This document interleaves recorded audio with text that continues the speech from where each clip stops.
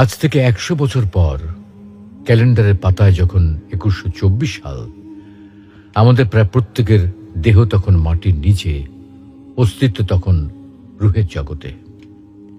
ইতিমধ্যে ফেলে যাওয়া আমাদের সেই সুন্দর বাড়িটা হয়তো পরবর্তী প্রজন্ম ভোগ করছে।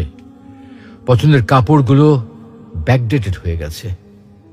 শখের গাড়িটা হয়তো অন্য কেউ চালাচ্ছে, আর আমায় খুব কমজনই স্মরণে রেখেছে, হয়তো কেউ ভাবেও না।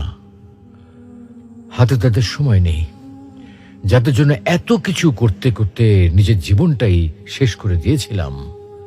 আচ্ছা, বাস্তবতার এই জীবনে আপনি আপনার দাদার দাদাকে কতবার স্মরণ করেন? আপনার দাদির কথা আপনি কখনো কি আপনার মনে পড়ে? পৃথিবীর বুকে আজকে এই বেঁচে থাকা, এত হইচই, এত মায়া কান্না